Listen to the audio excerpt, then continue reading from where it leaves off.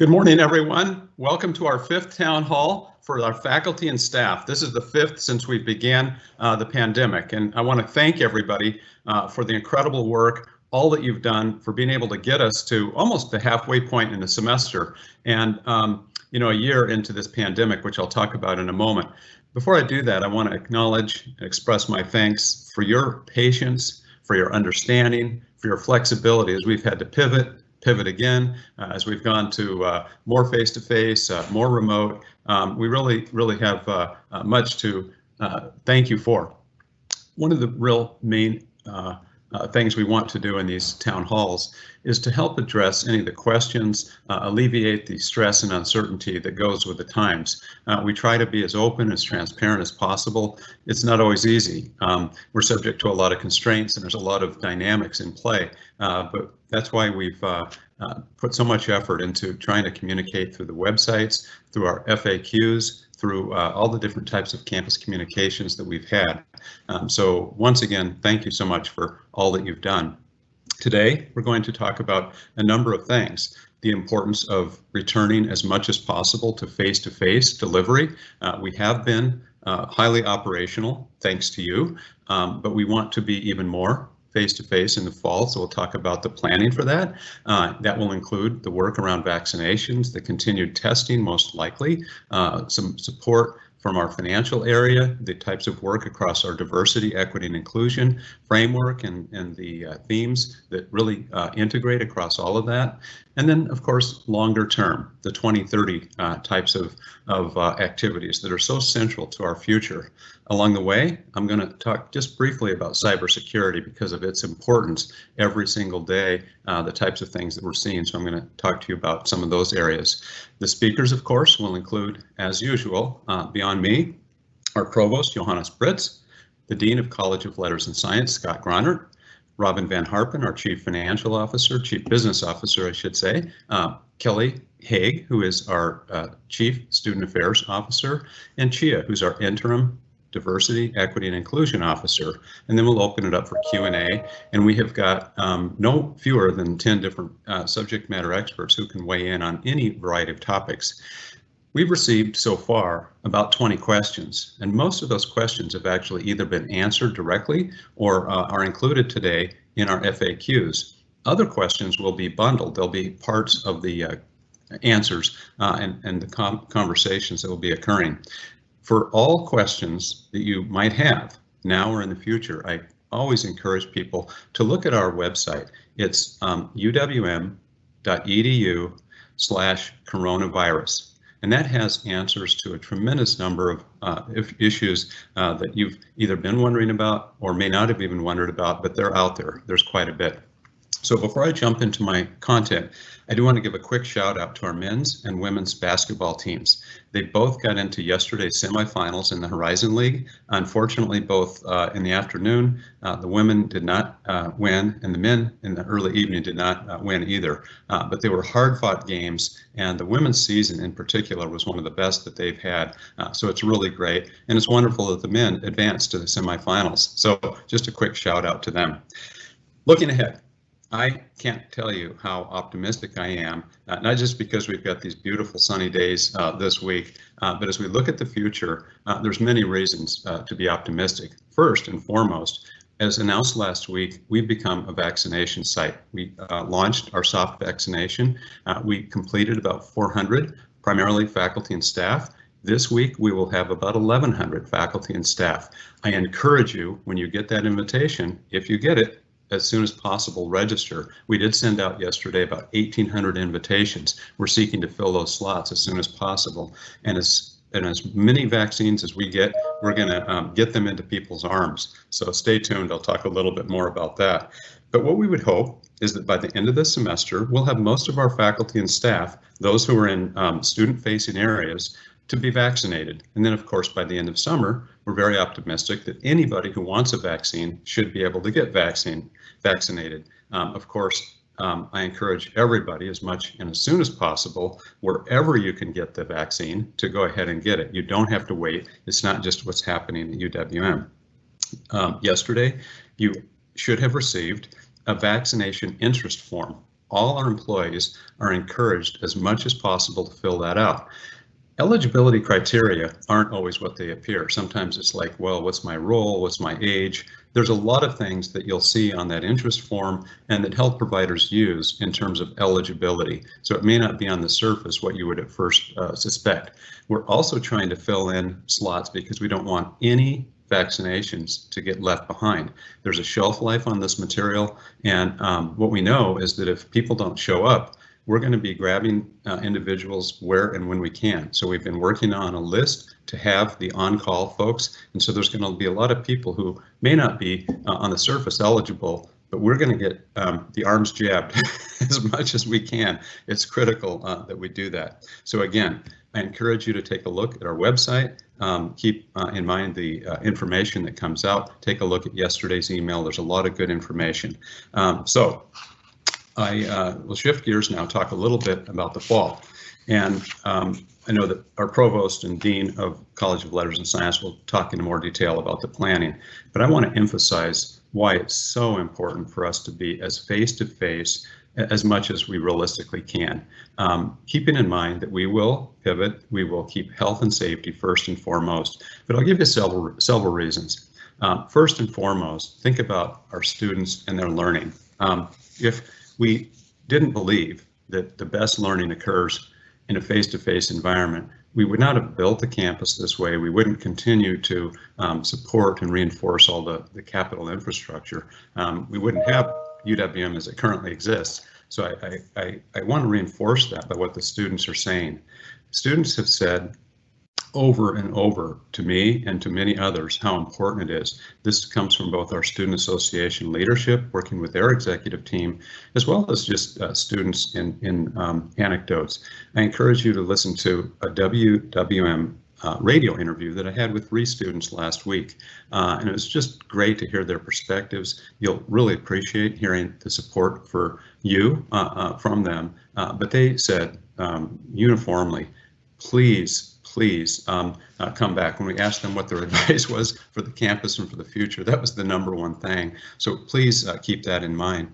Beyond the learning, there's also the bonding, the student engagement, the life and development issues. And that's also what the students spoke to. They can't wait to get back to do the things that they do with their friends and colleagues. And that's the attraction. And frankly, from a retention perspective, that's a really important part of what our campus provides.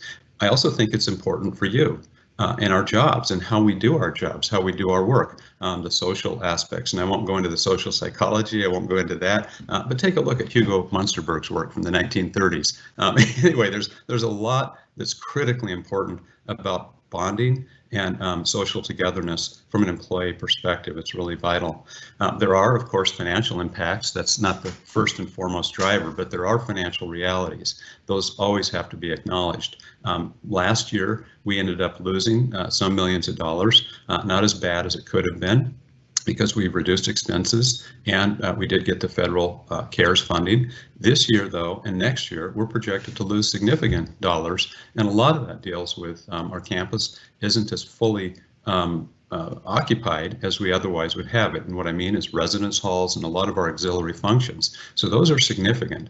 At the same time, we have been hearing from the state legislature that they are concerned about if we're not as physically present on our campuses, why do you need that new building? Why do you need any of those new buildings or even renovation funds if you're not there? Significant uphill battles on the budget this year, and that's one of the arguments that the legislature is using. So I want to impress upon you the importance of us being back face to face as much as we possibly can. As always, I want to stress again the importance of safety. That's critical. We need your help with the vaccinations. We also ask you to continue to do the fundamentals: social distancing, hand washing, wearing masks. Those are things that are critical. So with that said, let me just shift gears. This will sound perhaps a little non sequitur, but I did give a preview of this. Cybersecurity. I have to mention the importance of this because not only are the regents perseverating on this, and UW's system is as well. It's incredibly important to them. It's important to you. It's important to me. having had some identity theft issues myself at various points, and some of you may know how difficult this is, not just there in terms of exposure, but issues around ransomware for our campuses, the phishing attempts, the hacking, the types of things that are going on. We've all been victims to that across the UW system and our campus. And while nothing calamitous has occurred yet, it's just a matter of time for many organizations. What we know from a recent article in InfoSecurity magazine is that every 10 seconds, there's a ransomware attack. I mean, think about that. As one of our top information experts at UW Systems said in a meeting last week, our attack surface is quite large.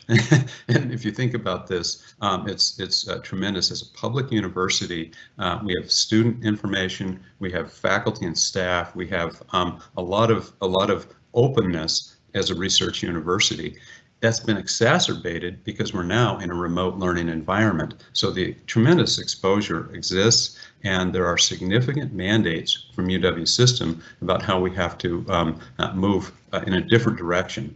Let me give you a specific example to put some sharper points on this. All chancellors across the UW System received in early February a memo. The memo was from President Thompson, and he talked about 5 different areas where he expects increased compliance. In those 5 areas, there were 14 different specific actions.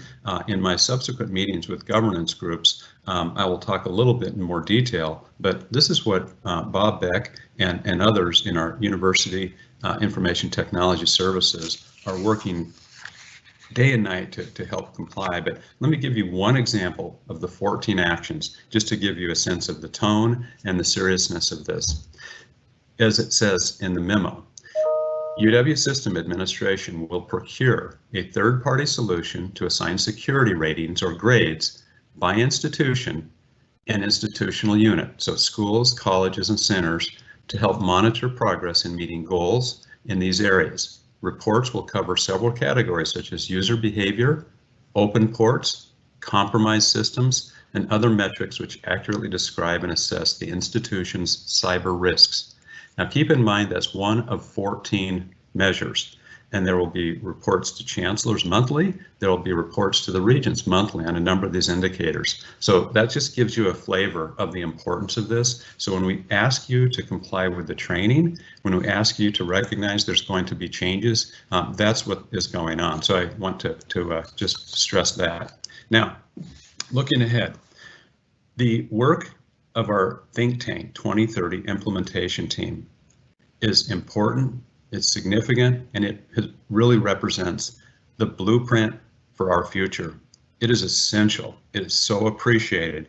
I want to thank the almost 100 people that worked on this, and I won't name them. That would take the rest of my available time, but I will acknowledge Professors Dolan and Harris for their leadership across this work. And I want you to know that I'll be sharing this report tomorrow with the entire campus, and it's so important that I've asked for us to have a town hall on April 6th to explore this report in more detail. Before we do that, though, I want to give you just a quick preview and ask you to spend some time over the next month reading that report, take a look at it, and be ready to ask any questions and think through what this means. But here's the priorities that are in that report. There's 8 different areas. How can we become even more student-centric? Revising the curriculum for streamlined pathways. Increase inclusion and diversity across all our ranks. Aligning our academic workforce. Reassessing unit alignment. So how many schools and colleges are the right number? What's the right way that we're built for the 2020s and 2030s compared to the 1950s and 1960s, which are our roots? Refocusing research infrastructure. How do we continue to remain a strong top-tier research university? Updating the budget model when and where needed. And what underlies all of this is growing the endowment to $500 million, 500 million. We're at about 205 million today, but we want to increase that because the proceeds will float so many different activities. We've made a lot of progress already. There's many things underway. Just to give you a flavor of the things that we're already implementing, the plans for 2030 implementation in terms of a leadership group. We're working on assignments. We're working on ultimately a call to ask for some individuals across campus to help us. Provost Britz and his team will be visiting every school and college around the 2030 areas. We have been creating and will soon be sharing a dashboard for the 2030 goals on critical metrics. You know that we've got the anti-bias, anti-racism training for faculty and staff underway, and we have plans for the students to occur next. We have been working with not just HR, but with other groups on recruitment and selection for increased diversification. We have that for both non-instructional staff as well as for faculty. We have joined the Metro-Milwaukee Association Region of Commerce Region of Choice. That requires, and we are working toward 25% increase in the management people of color, and then 15% increase in our entire employee base, people of color, by 2025. So these are significant goals that we have underway. We have been working on a GER reform group. The provost will be meeting with individuals later this week and has asked Dean Scott Gronert. We'll be working with the APCC as well as the APBC on the GER reform. Our academic map efforts are underway. Scholarship recommendations are being implemented in terms of streamlining and coordinating the work there.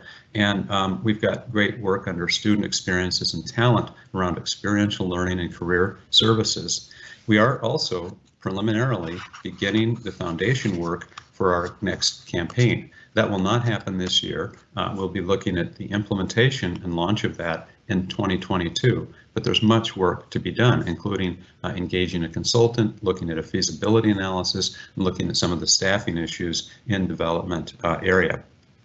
The process, just to wrap this up, the process to talk about more of the content, again, we'll go into more detail on April 6th, but I want you to know the leadership commitment on our campus to implement most of the recommendations in this report. This will be done in a prioritized and a sequential manner. We can't do everything at once. There's also significant resource requirements for a lot of these areas, but one of the significant resource issues is your time and the work that everybody has underway.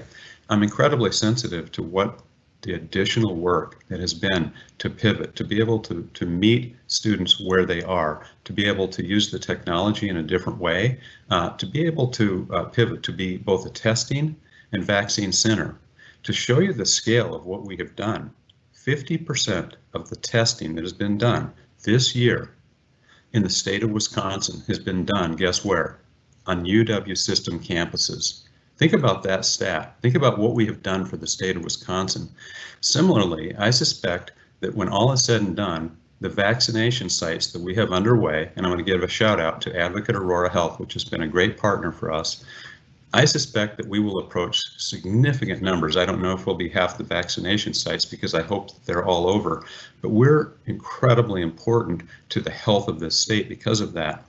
So that is an example of where our people are doing incredible things, and it's hard to say, now let's work on all these other 2030 initiatives.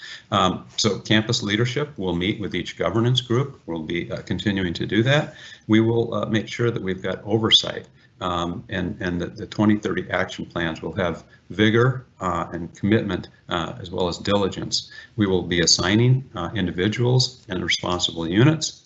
We'll have transparency in terms of regular reporting, use of our websites, metrics, dashboards, and so forth. And as I mentioned, final comment, we will share the report tomorrow, and we'll have a town hall on April 6th that will just be devoted to the 2030 report and the implementation. I'm going to hand it off to Provost Britz now, but before I do that, I want to just give you one more shout out and recognition and thanks for all that you've been doing. Our students, our communities, our external stakeholders all appreciate what you're doing, and they're all incredibly important. And what you've been able to do to help them continues the momentum that our campus has had. there's many campuses that have been set back and many that continue to face significant challenges that, frankly, many of them are not going to be able to overcome. We're going to remain strong. We're not the same. We're going to be changed, but we're going to be a much greater university with this 2030 blueprint than we would otherwise be. So I thank you for everything that you've been doing. And with that, I hand it over to Provost Britz. Johannes.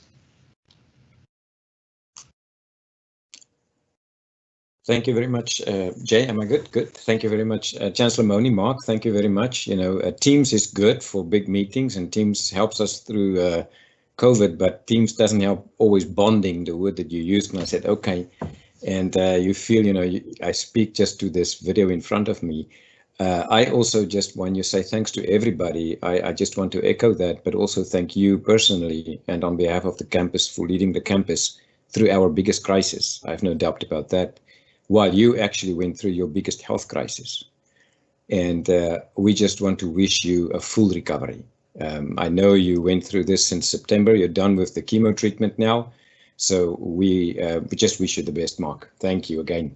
Thanks, Mark. And so I just want to, before introducing Scott, to talk about the fall 21 planning.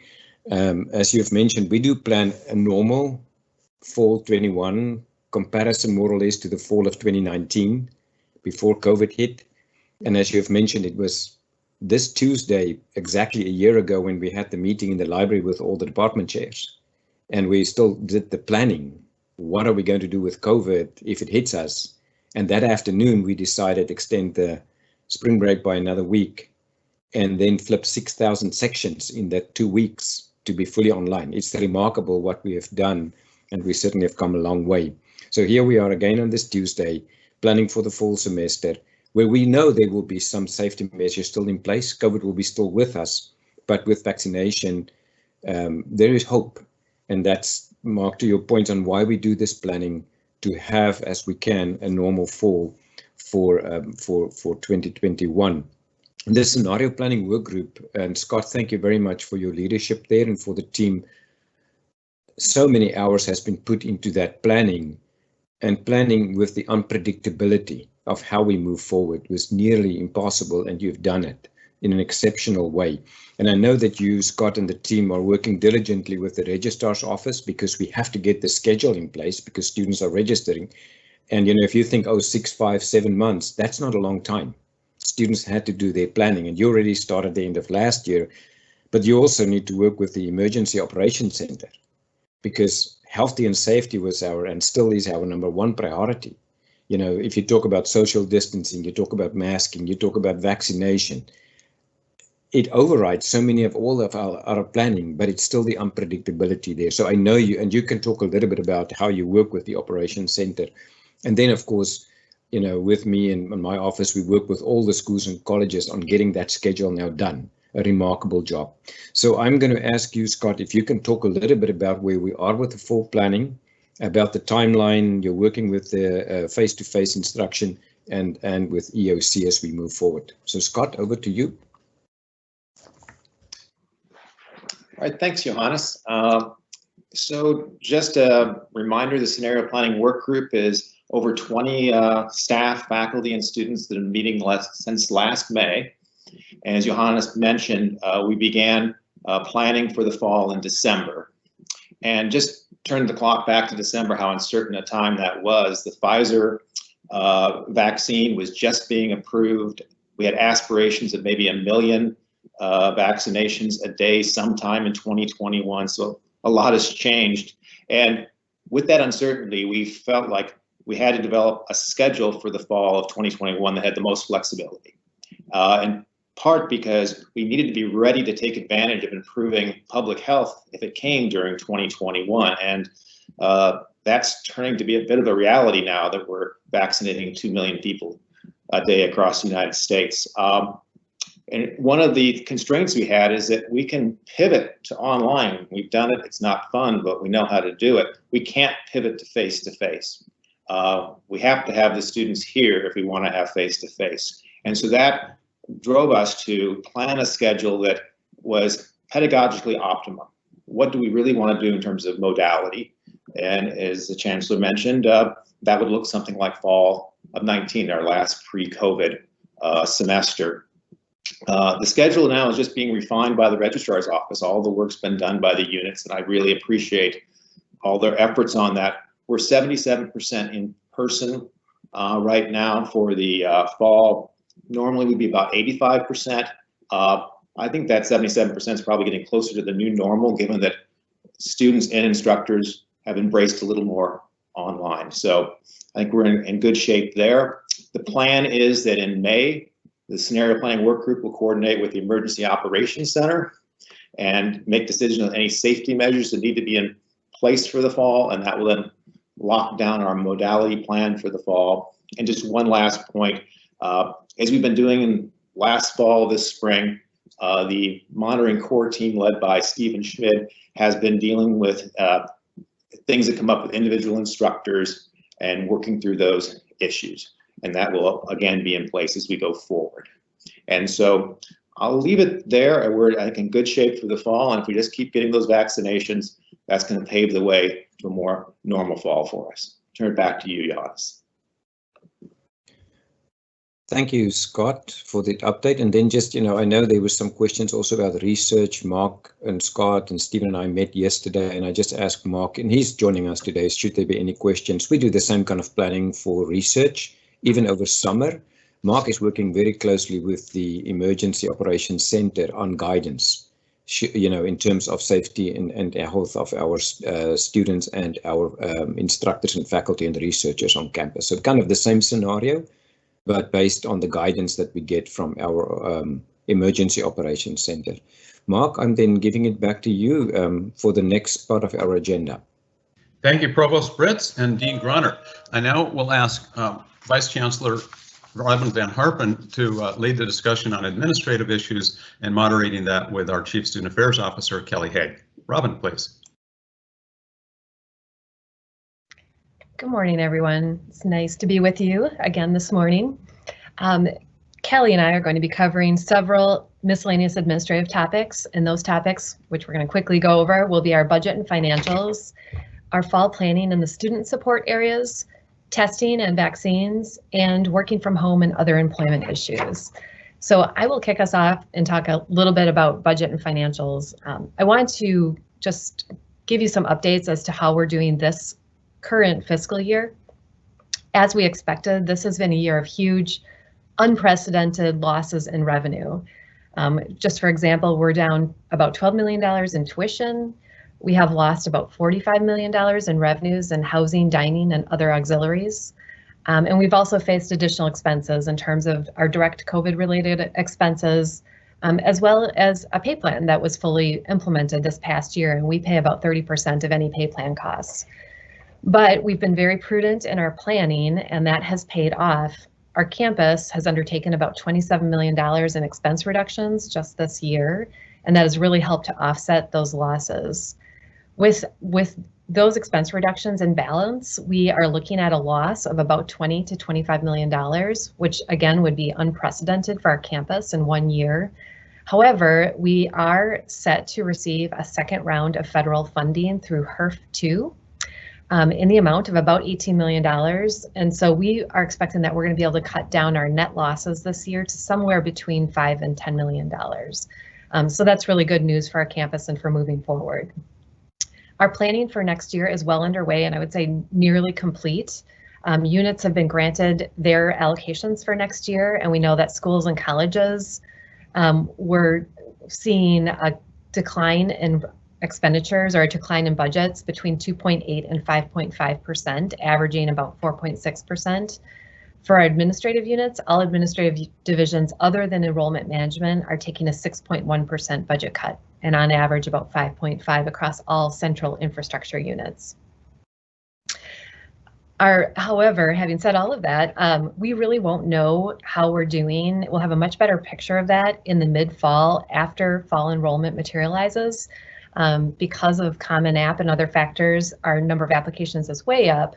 We really won't know the yield until we're into fall, and then we'll be able to better assess how things are looking for next year. Our VSIP program resulted in the retirement or planned retirement of about 89 individuals, including 39 faculty, 21 academic staff, 23 university staff, and 6 limited employees. And those retirements may save us long-term up to about $7 million a year. So that was a successful VSIP.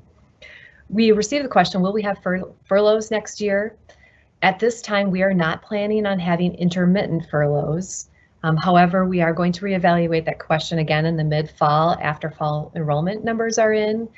So we reserve the right to potentially execute intermittent furloughs for the remainder of the academic year after we know that. However, we'd really prefer not to have a second year of intermittent furloughs. Position-specific furloughs remain a tool that's available to units that can choose to use those to meet budget needs or budget targets. Position-specific furloughs was an emergency tool passed by UW system for 2 years to help institutions deal with those COVID-related losses while we recover. And they are viewed as more favorable than proceeding to layoffs, where recovery is expected in an area. Finally, in the budget finance front, we received a question related to 2030, and the question was, currently our UWM budget model rewards schools and colleges based off of FTE or student credit hours. This can often lead to competition between the schools and colleges. Are there any changes to the budget model being discussed? So I will say that under 2030, GER course reform is one of the major initiatives, and with that, a review of the budget model to see how the budget model can best support the GER course reform. Having said that, we studied our budget model for a number of years before we implemented it, and nearly every budget model out there takes into account credit hours in some fashion. We actually reduced the reliance on it from 100% to 70%, and then took into account other factors. But we will be studying, we will be supporting the GER course reform with some additional budget model work. With that, I'm going to kick it over to Kelly to talk about the fall planning for student support areas, testing, and vaccines. Good morning. I'm really excited to be here today to start thinking about the fall and getting back together with colleagues and students. I think this is a very hopeful time when we think about compared to last year at this time.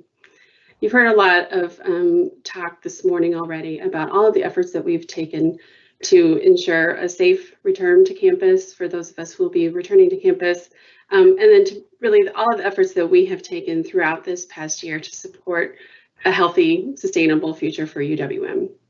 Robin has spoken a bit about the impact that auxiliaries have had based on impacts of COVID. So with that, we are thinking about, and as we gear up for a more typical campus life, housing, dining, student activities is a major part of that. So we do expect that the residence halls will be mostly full. All of our dining services should be back to closer to normal so that those of us who are on campus can enjoy the yummy food. I saw a grind cup earlier on screen today, and that gave me a lot of hope. The Chancellor and Provost have talked a lot about we are meant to be in community, and so it's really exciting to start thinking, to be planning for the fall and having a return to campus traditions wherever possible. I do want to speak briefly about testing. So we're really proud of the efforts that we have made with regard to testing and really the engagement of our members of our community to help this be successful. It really has been a coordinated effort, and people have been very compliant, and I think it has contributed to our low positivity rate. We have stayed pretty steadily around well under 1% in the recent weeks, so this is a great sign. We are unclear right now about how far into the summer and maybe even into the fall testing will need to continue. A lot of this depends on the prevalence rates within the community. Surveillance testing as a method of containment really is not quite as effective if the overall prevalence in the community is down. So we'll monitor this very closely. We're working closely with UW system as well. So stay tuned for that. The Chancellor spoke about vaccines. This is something that we're really excited about. So last week's vaccine clinic, which was really kind of a pilot, kind of a soft opening, was to help us to work through some of the logistics. We had about 400 doses last week. As you've heard elsewhere, vaccine availability is low right now, but we expect that it's going to open back up. And so we are glad that the experience that we've had with testing is playing out here, where we are doing it in a gradual way. So as the Chancellor said, this is a partnership with Advocate Aurora Health and also with Milwaukee Public Health. And this will be a community site. So there will be members of the UWM community as well as the city of Milwaukee. So please do check your email and look to see a little bit more details about signing up to be on our list to be vaccinated. So with that, I will turn it back over to Robin. Thank you, Kelly. Our final topic is miscellaneous employment issues, and I'm going to try to package answers to a bunch of questions very quickly in this section. But before I do that, I also want to add my thanks to all of our faculty and staff for the incredible efforts in getting us to this point in the year. It's just been a sustained, nonstop effort, and I'm so proud of all of you for all of your contributions. So our first question relates to hazard pay and compensation, and just wanted to reiterate, I think we've answered this question in the past, but our UW system and state rules do not actually permit us to pay hazard pay, and we've had many individuals who've been working on the front line, and unfortunately that's just has not been an option for us this year. We do care very much about our lowest paid workers, and so UWM had exempted our lowest paid employees from intermittent furloughs and those making $15 an hour or less. And then from there, the number of furlough days and salary or wage reduction was graduated, with the higher income earners receiving a higher cut in salary by percentage. We do keep an eye on the entire compensation package, salary or wages plus benefits. Our benefits working for UW system are fairly generous and sometimes help to offset some of our compensation issues, but not entirely. We know this. Our challenge is that our revenues have been declining year after year here at UWM due to declining enrollment and now an 8-year tuition freeze, and tuition is our largest source of revenue. And so we don't have new funds to offer additional salaries and wages unless we're able to be efficient and reduce our positions even more. Having said that, we have now had 2 successive biennial pay plans, and so about 8% in additional salaries and wages has been put out to our employees over the last 4 years, which is unusual. We didn't have that in prior years, so we're very happy for that. And UWM has covered about 30% of those costs. We received a question about whether employees will be allowed to continue working from home in the fall, really for sake of convenience. This will continue to be a department or divisional decision based on that specific job duties for every position. UWM's Department of Human Resources is encouraging supervisors and division heads to be flexible and to consider employee preferences wherever that's feasible and practical, while also prioritizing the needs of our students and stakeholders. I will say though, even for employees that perform back office functions that can be accomplished at home and don't directly serve students, being face-to-face with your colleagues really does have benefits that we've lost this year, and including just creating a vibrant on-campus life and campus community. So we have a little bit of a hump to get over in moving back to normal operations in the fall and ultimately find the right balance between the convenience of working at home and those tangible and intangible benefits of working in person. So we really ask for everybody to be open-minded and to have patience as we work towards our new normal. We received the question, will masks and social distancing be required in the fall? And these are UWM rules that we imposed based on CDC and local public health guidance, and we will not lift those rules until our health authorities deem it safe to do so. And the UWM's emergency operations team will continue to monitor those developments. Final question on travel. Right now, our current travel restrictions are in place until May 23rd. And again, we will continue to monitor the guidance, health guidance that's out there, and we will consider lifting that travel restriction at the appropriate time. I will say the travel restriction has been incredibly helpful in helping us manage our budgets and expense reductions over this unusual year. So with that, have finished our topics, and we'll send it back to you, Mark. Thank you, Robin. Thank you, Kelly. Great coverage of some really important questions we've received, and helpful to know that type of information. Thank you. I'll now ask our interim Chief Diversity and Inclusion Officer, Chia Fang, to address updates. And Chia, I know you're very new in this role. Very grateful for the work that you're doing. Look forward to hearing your perspectives and updates on where we are today. Thank you, Mark, and good morning, everyone. I am missing the ability to travel right now, so all of the things said, as someone who does work abroad, I'm missing that very much as part of it. But I am so pleased to highlight a few of the things that we've been doing in global inclusion and engagement. I want to take this moment to just thank everyone who has contributed to the different efforts that we've implemented this last year. I know that there's tremendous work that we need to do as a campus, but we have done a lot, and I want to share a few of them with you and thank all the people who have stepped up to say, I'll do this, I'll facilitate, how can I contribute? What's my role? How do I personally contribute to make this DEI work for our campus? So I'll just share a few things. The first thing is that I'm really excited to mention to all of you that with the hiring of the new UW System Senior Equity, Diversity, and Inclusion Officer, Dr. Warren Anderson, all of the diversity officers across the UW campuses are now meeting every 2 weeks. I know that collaboration has taken place in the past, but in this coordinated effort, it has not been the practice. So I'm very excited to participate in this. I think it's great to learn about what other campuses are doing so that we know we're not alone in this work. So I look forward to helping to share what new developments come up in these meetings. Relating to this effort at the system level, the new GIE leadership team is going to be conducting an inventory of all of the different diversity efforts that you are all doing. In this last 5 or 6 months, many of you have started diversity committees at the department level, program level, all over, or divisional level. So I'm very excited. I've heard from you. What we want to do is to have a more coordinated effort so that we can support what you're doing and to highlight what you're doing, and then to also learn about what others are learning so that we can help strengthen the work in DEI. So you all have received the racial justice and equity training. I know that many of you have reached out and said, this is missing, that's missing. Thank you so much. We know, we acknowledge that this is the very beginning. This is the foundation for our campus to begin these conversations. So we know it's not perfect, but after the semester, our team is going to be offering more in-depth learning opportunities that are going to cover a more broad range of topics, and we welcome your participation too. I want to say that as of today, more than 1,000 employees have completed the modules, and thank you to the many of you who took the time to complete the post survey. I'm so pleased to get your responses.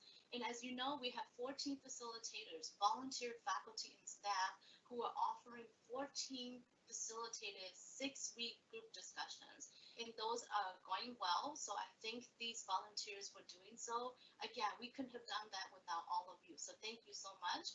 And now that we are have launched it for employees, I'm working with the Student Affairs Division and the graduate school. We are going to be piloting this with some undergraduate students and graduate students to get their input and then make any necessary modifications before we implement it for all students.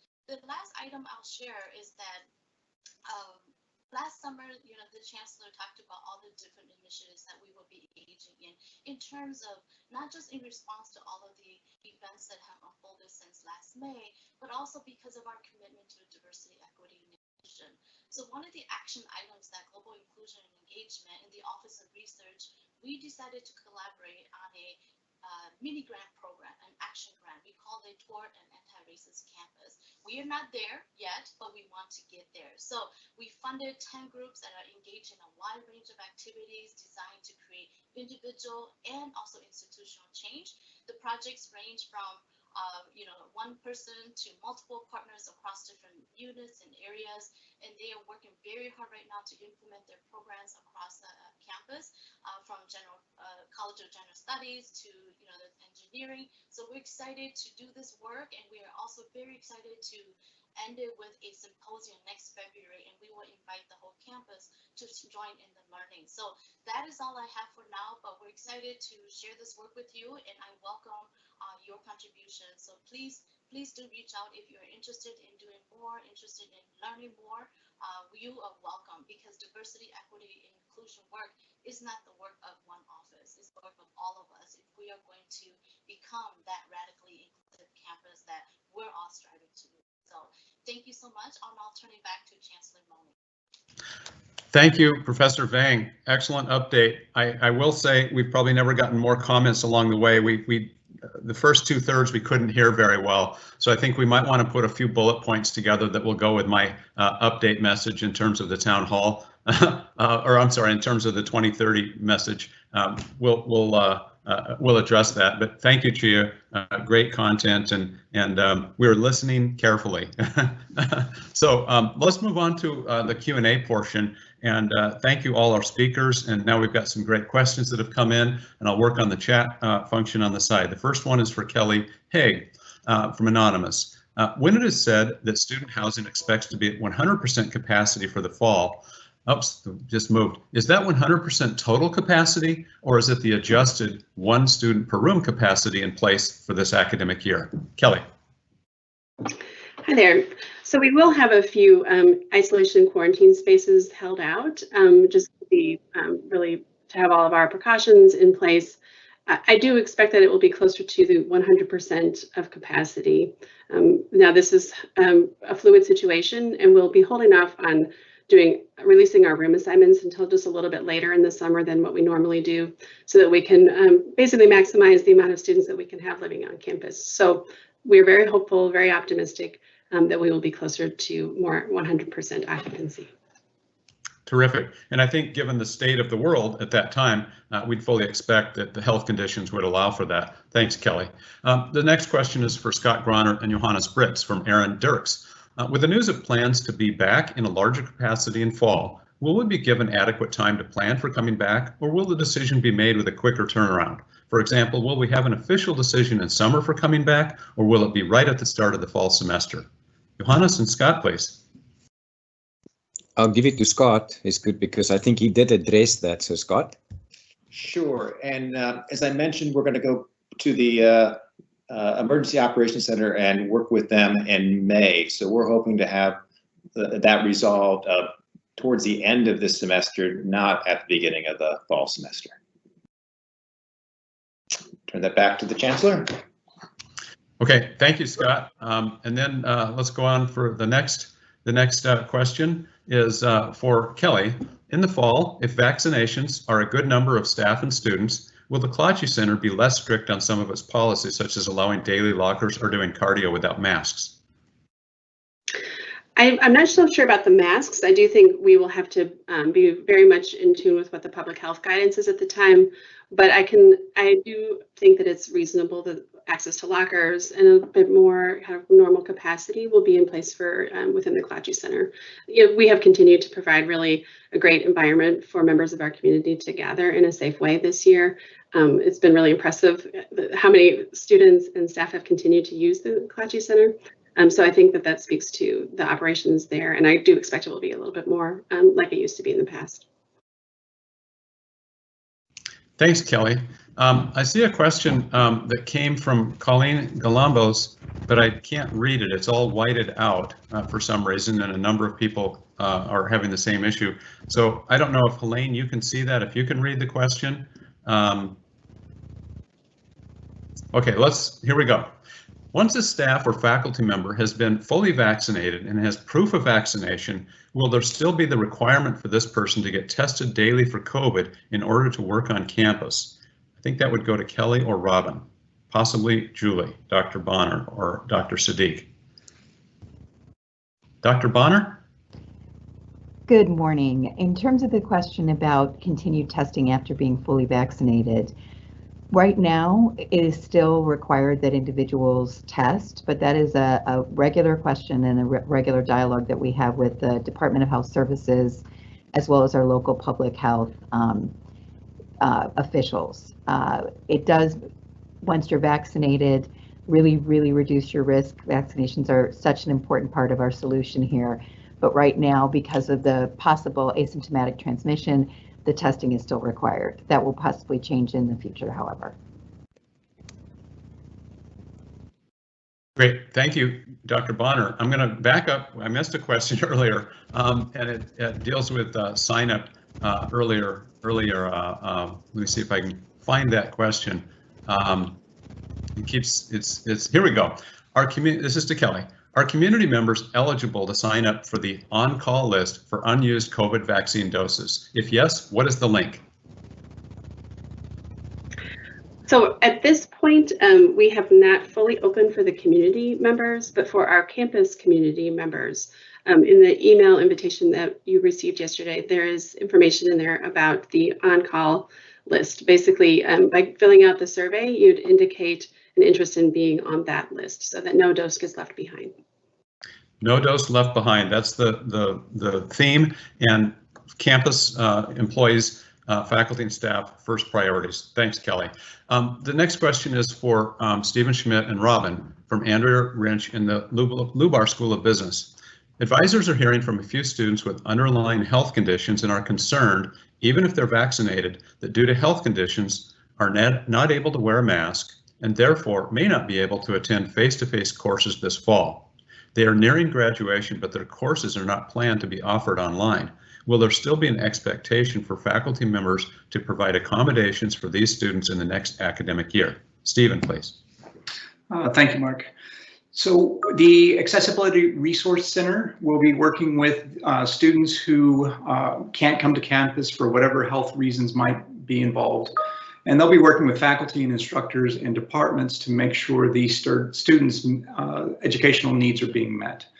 And so any students who might have these concerns should check with the Accessibility Resource Center and to talk to their advisors there to seek accommodations. Great. Thanks, Stephen. Are there more questions? I don't see more questions at this point. I'm sure there will be some coming in, so we'll wait a moment here. I received separately, absent any questions, I did receive, Helene, did you? Sorry for the interruption. We do have another question. It's just, it's whiting out again. So if it's okay, I will just go ahead and read that one. Great. And Mark, this actually is a question for you. And it's asking, it's from Tricia Wessel. Please address the current status of the UWS, the system committee you are co-chairing for UW President Thompson, and address what reality he sees for faculty staff on the Washington and Waukesha campuses. When will we know if we are yet again going to be enduring another reorganization, restructure, merger? Thank you, Helene, and thank you, Tricia, for the question. College of General Studies playing an important role and has always played an important role for the UW system, and especially the last couple of years for UWM. And let me, why I was smiling a little bit is President Thompson's vision. I'm not quite sure of, and it seems to vary a little bit in a couple different ways as you've been reading in the paper, I'm sure. Let me share with you my views and the work that I've been doing. I have been speaking up because we have a really great relationship with MATC, Milwaukee Area Technical College, and we also know the role that College of General Studies plays. Both provide quality instruction, affordability, and access. I think you know that MATC is our largest provider. In fact, it's the largest provider of transfer students in the state of Wisconsin, and we are also, UW-Milwaukee, the largest transfer institution in the state of Wisconsin. So we've got a great reciprocity with MATC. So I've been using that as a model and other campuses as well across the UW system, and I've been rather outspoken on the importance of maintaining good relations with WCTC. And the larger context of this that's really important for everybody to understand is that there's been some moves. WCTC is the Wisconsin Technical College system, WCTS, I should say. WTCCS, I'm sorry. So they have taken some action with the legislature to want to be able to provide 2-year academic degrees in liberal arts, akin to what only right now 5 of the technical colleges have authorization to do. So there's 16 colleges in the tech college system, 5 are authorized to give the AAS degree. That includes MATC, which makes the transfer quite easy. Now, as it turns out, those 5 campuses can authorize other campuses to move down that path. In fact, 11 of the 16 campuses are either now authorized or making plans this fall to be authorized. So in my opinion, the legislation is relatively moot because the campuses are either able or soon going to be able to do that anyway. Now, that's a little bit of background. And, I've been talking about this, and when you raise your hand, you get tasked with co-chairing a group. So Governor Thompson asked me to work with a group of chancellors and provosts, and we issued recommendations. And our first recommendation was, we have had for the last 2 years an interinstitution working committee. They meet every other week, and this is between the tech college system and the UW system to figure out how can we better develop transfer articulation agreements and what originally had been called a passport model. And that passport language comes from national language on these types of programs. I just issued over the weekend a revision to our report because passport has some sensitivity, and so I named this and resent the report to Governor Thompson. In that report, we recommend continue the work on transfers, number one, find ways to build on the great work that has been done already in terms of our partnerships, and recognize the value in terms of the quality, the affordability and access. I do think in terms of answering the question about when will we hear and do we expect a reorganization, I don't see anything on the horizon like that. I think it's going to be down the road a long way before we would consider that. But what I would encourage us to do, and I don't think it's specific to the College of General Studies as much as to UWM writ large, let's figure out how we can make sure we embrace and work with our 2-year counterparts in the Wisconsin technical college system to really find ways for work to be done even more effectively. So in Waukesha, given the technical college that's there and the large number of students, are there ways for us to partner, and whether that's with our College of General Studies or with other programs that we have. So we have been meeting for years, I think you know, with Waukesha County Technical College, just like we have partnership agreements with Gateway Technical College that I signed in 2014. So we want to look at those particular paths and build on those types of partnerships. So that's the perspective, and I'd be happy to have more discussions with you on that particular front or others at CGS. So I hope that helps. Next question for Johannes. What are the metrics for the university to go entirely virtual during the COVID-19 pandemic? What are the metrics for the university to return to normal operations? Johannes, please. Thanks, Mark. Kerry, yeah, so what we did, during the pandemic, it's on the website, there are 9 different criteria that we use just as a kind of reminder. Again, we look at student positivity rates, faculty and staff positivity rates, infection events in classrooms and in labs, but also in housing. How does it impact essential services and personnel on campus, community data on positive rates, and there were some other criteria as well. Now for the fall planning, I think the one thing is, again, as I mentioned earlier, we know that COVID will still be with us. But the few things that I think we are looking at will again be, of course, will be critical. Look at positivity rates. Hopefully, with the vaccine, it will be much, much lower, or, that we will actually manage COVID. Secondly, I think vaccinations will be critical. It's not mandating yet, but it's strongly encouraging for everybody to get the vaccine. That's why we work so hard and diligent to get every single person on our campus vaccinated. And then, as you see yesterday, there was the CDC guidelines on people who are vaccinated. And it seems like it's opening up. There's a change coming because of the effectiveness of the vaccines. And then, of course, as we did previously, we will definitely follow CDC and state and the Department of Health Services, their guidelines. And our own EOC works very closely because the high priority for us is still the health and the safety of our campus. And Kelly mentioned masks, there will be safety protocols in place. I have no doubt about that. How it will look like, the nature thereof, we don't know at this point yet because it's 4 or 5 months out. But as Scott mentioned, we work on that. And as soon as possible, like in May, when we have more clarity, we will ensure that those safety protocols will be in place. Mark, back to you. Great. Thank you, Provost Britz. The next question is for Robin and me. And It's should faculty and staff report to campus once they've been vaccinated, if they've been vaccinated off campus? And just to clarify, this question is from Alyssa Conrady.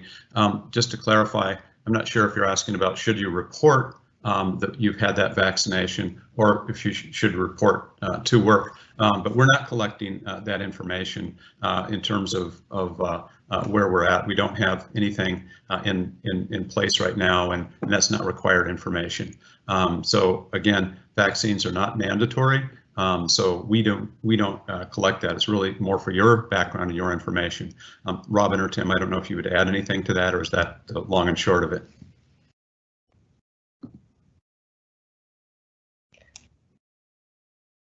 You've got it, Mark.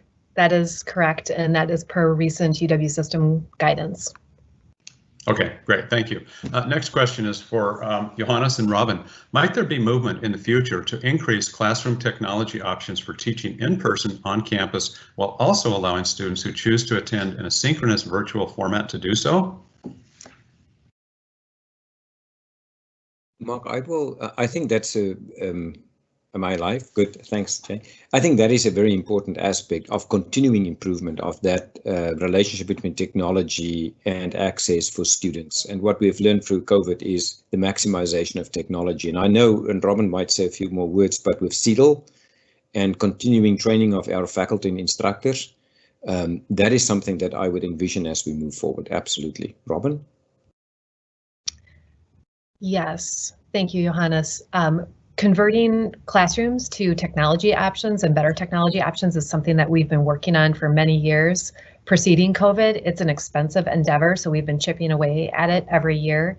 We will continue to do that, and we likely will see more diversion of resources towards this sort of classroom in the future. We do have a space optimization initiative underway right now, and that is part of the question, is how to best structure our spaces on campus to meet our future needs. Okay, thank you, Robin. Thank you, Johannes, on that question. We have a few more questions, but we're over time. I'm going to ask us to do one more question and then give everybody assurances that we will follow up and answer all the questions. But let me get this one last one in. We'll squeeze it in, and then I'll offer my comments. I promise I'll go no more than a half an hour on my closing comments. Just kidding. I'll wrap up in a moment or two. We have a question I'll ask of Tim Danielson. And the question is, what's the status of the title and total compensation work? Tim, please. Sure, Chancellor, thank you. There's a lot of work still happening behind the scenes on TTC. There is not yet a final decision at the system level on when implementation of TTC will actually occur. There's been discussion about the summer of 2021, about late in the calendar year in 2021. If I were to predict, I think it's actually going to be a little bit later in calendar year 2021, but we're still holding for a final decision from system administration. Once that decision is made, we'll start to re-engage the campus with communication. We'll go back into the manager-employee conversations that had just started some time ago. And so that's where we're at right now with TTC. Thanks, Chancellor. Thank you, Tim. And if you didn't know, I apologize, Tim. Tim is our Associate Vice Chancellor and Director for Human Resources. So thanks, Tim. Okay, just in terms of wrap-up comments, a couple of quick key points. Number one, as we've said many times, thank you. Profound, sincere, significant thanks. We couldn't do this without the incredible work that you've all been doing. A quick shout out also to our team that's presented today, and especially the technology team that supported it. Great work. So thank you for all on that side.